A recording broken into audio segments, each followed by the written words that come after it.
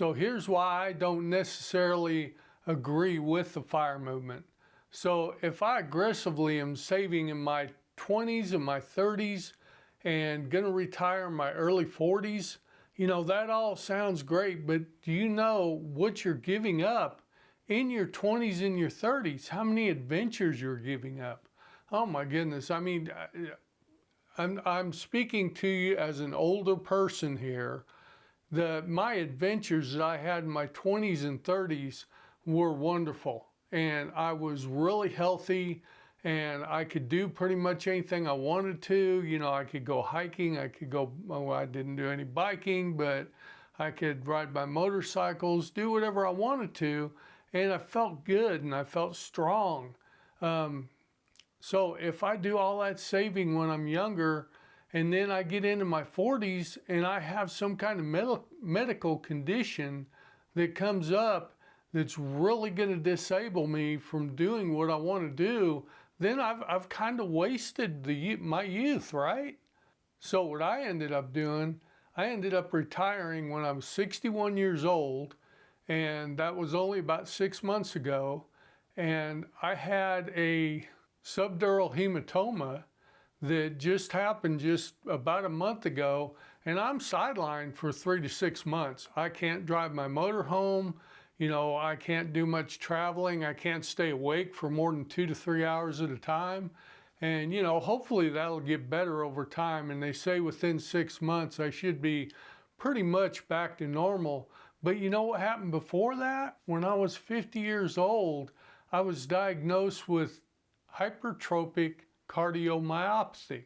Well, what that did was I have a thickened inner wall in my heart, and my heart doesn't pump as much blood per pump. And it's a very serious condition that, I'm the guy who they're not going to say, hey, he survived the heart attack.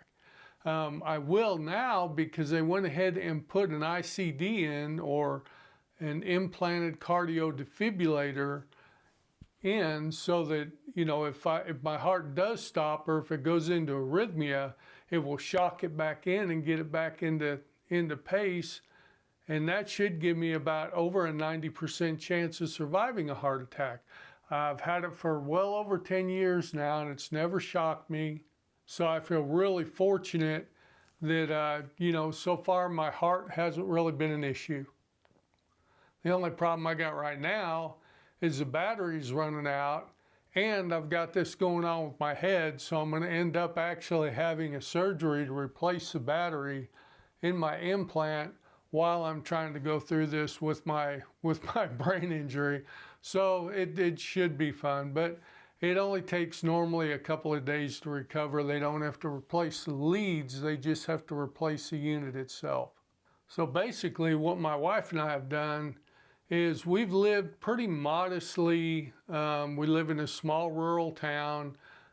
We did buy an RV, which is we did buy it new, but it's about 10 years old now. And, it's pretty reasonably priced. I bought a small boat. Of course, I have my golf clubs and my fishing gear, and we do have a tow to tow behind our RV. So we're all set to go in retirement, but again, very reasonably. Now, if you're in the FIRE movement, you're probably not going to be thinking reasonable. You're going to be thinking, I'm going to retire and I'm going to have a Class A motorhome, and we're going to hit the road and we're going to travel Europe and do all those good things. And there's nothing wrong with that. Absolutely nothing wrong with that. It's just that, you're going to have to save a lot of money when you're younger to be able to do that. Now, along the way, we've also paid for our children's education, so they don't owe anything with the student debt.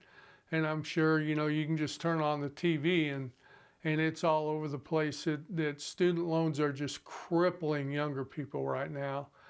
So we went ahead and we paid it forward to our children. We said, hey, we're not going to plan on leaving you a whole lot, when we pass. But what we are going to do is we're going to set you up to be debt-free, from these student loans. And I think personally that's a good thing that we did, because you never know what tomorrow is going to give you. You know, most of us, we have our savings and our retirement in a portfolio, and that portfolio can go pretty bad pretty quickly at times. And you've also got the tax implications that your children have to deal with after you're gone as well. And let's not forget about RMDs. So there's a lot of different things that come with your savings and your children and how they're going to inherit that money.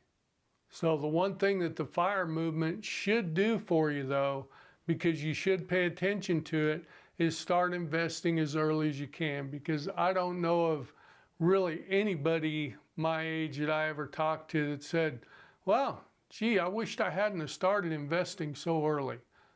You know, nobody I know of who ever says that. You know, so invest early, but go ahead and invest enough that you can have a savings account, but don't break yourself in the meantime. Live your life. Live your life to the fullest. Squeeze out what you can out of this life, because it's the only one you get. And if you don't, if you hold back in your 20s and 30s, you know, when you get into your 40s, something could happen and it could devastate your plan. You know, other things that can happen are divorce. There's a lot of older people, and I'm talking older people, you know, well into their 60s, that are getting divorced now. And so you can imagine if you have, you know, $3-4 million saved up in your turn on your 40th birthday, and you're getting ready to retire, and your wife or your significant other wakes up and says, you know what? I don't want to spend the rest of my life with you, and you have to, you know, split those assets up. That can be real devastating. Of course, that can happen anyway. That doesn't have to be because of the FIRE movement. But anyway, squeeze everything you can out of this life and enjoy it, and we'll talk to you on the next video.